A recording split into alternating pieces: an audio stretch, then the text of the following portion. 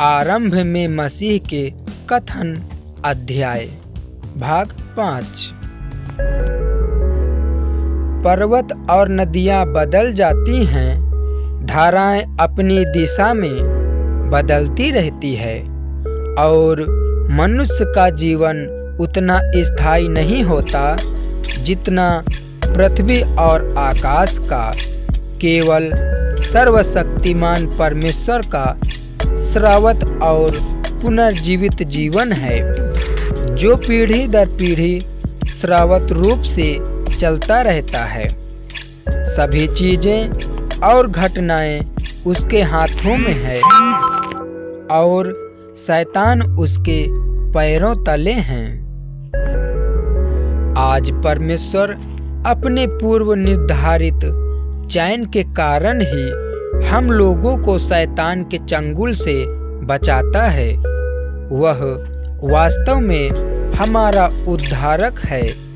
मसीह का सत्रह पुनर्जीवित जीवन हमारे भीतर निश्चय ही गढ़ दिया गया है, जो हमें परमेश्वर के जीवन से जुड़ने के लिए नियत कर रहा है, ताकि हम निश्चित रूप से उसके रूबरू आ सकें, उसे खा सकें, उसे पी सकें और उसका आनंद ले सकें। यह वह निस्वार्थ बलिदान है जिसे परमेश्वर ने अपने दिल के खून की कीमत से चुकाया है। मौसम आते हैं, जाते हैं, आंधी तूफान से गुजरते हैं, जीवन के कितने ही दुख दर्द, उत्पीड़न और यातनाओं को झेलते हुए, दुनिया के कितने ही अस्वीकारण और अभिशाप बर्दाश्त करते हुए, सरकार के कितने ही झूठे आरोपों का सामना करते हुए, फिर भी न तो परमेश्वर में विश्वास और न ही उसका संकल्प जरा सा कम होता है। पूरी तरह से परमेश्वर की इच्छा को समर्पित, परमेश्वर के प्रबंधन और योजना को पूरा करने के लिए तहे दिल से काम करते हुए वह अपने जीवन की परवाह नहीं करता। अपने सभी लोगों के लिए वह कोई प्रयास नहीं छोड़ता। सावधानी से उनका पोषण और चिंतन करता है। हम चाहे कितने भी अनाड़ी हों या कितने भी जिद्दी हों, हमें केवल उसके प्रति समर्पित होने की जरूरत है और मसीह का पुनर्जीवित जीवन हमारी पुरानी प्रकृति को बदल देगा। इन सभी पहले जन्मे पुत्रों के लिए वह अथम परिश्रम करता है, खाने और आराम की परवाह नहीं करता।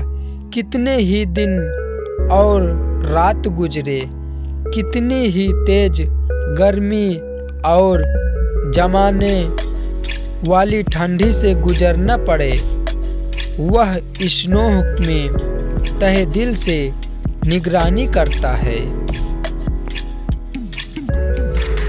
दुनिया, घर, काम और हर चीज को प्रसन्नता और स्वच्छता से त्याग देता है। सांसारिक सुख सुविधाओं से उसे कोई लेना देना नहीं। उसके मुंह के वचन हमारे भीतर वार करते हैं, हमारे दिल में गहरी छिपी चीजों को उजागर करते हैं। हम कैसे आश्वस्त नहीं हो सकते। उसके मुंह से निकलने वाला हर वाक्य हमारे भीतर किसी भी समय सच साबित हो सकता है। हम जो भी करते हैं उसके सामने या उससे छिपाकर, ऐसा कुछ नहीं है जो वो नहीं जानता। ऐसा कुछ नहीं है जो वो नहीं समझता। हमारी योजनाओं और व्यवस्थाओं के बावजूद सब उसके सामने प्रकट होगा।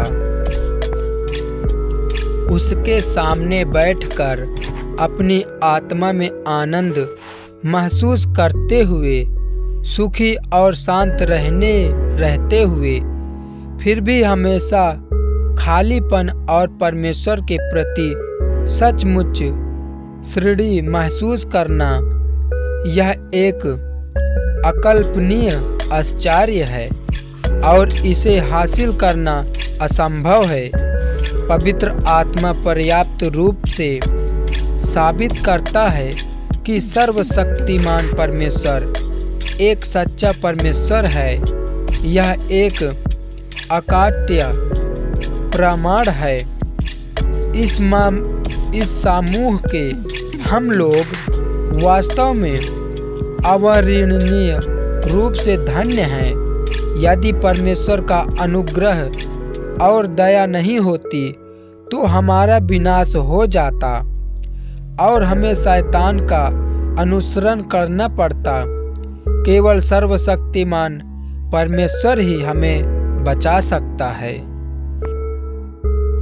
आह, सर्वशक्तिमान परमेश्वर, व्यवहारिक परमेश्वर, तुम ही हो जिसने हमारी आध्यात्मिक आंखें खोली है और हमें आध्यात्मिक क्षेत्र के रहस्य दिखाए हैं। राज्य की संभावनाएं अनंत है। आओ सावधान रहकर प्रतीक्षा करें, वह दिन बहुत दूर नहीं हो सकता। आह, सर्वशक्तिमान परमेश्वर, व्यवहारिक परमेश्वर, तुम हमारे मजबूत किले हो, तुम हमारा आश्रय हो।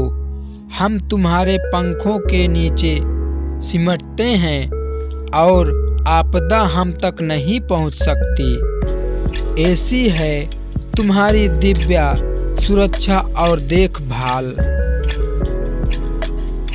हम सब ऊंचे सुर में गाते हैं, स्तुति करते हैं और हमारा स्तुति गान पूरे इस नोह में गूंजता है। सर्वशक्तिमान परमेश्वर, व्यवहारिक परमेश्वर ने हमारे लिए गौरवशाली मंजिल तैयार की है। सावधान रहो, नजर रखो, अभी भी देर नहीं हुई है।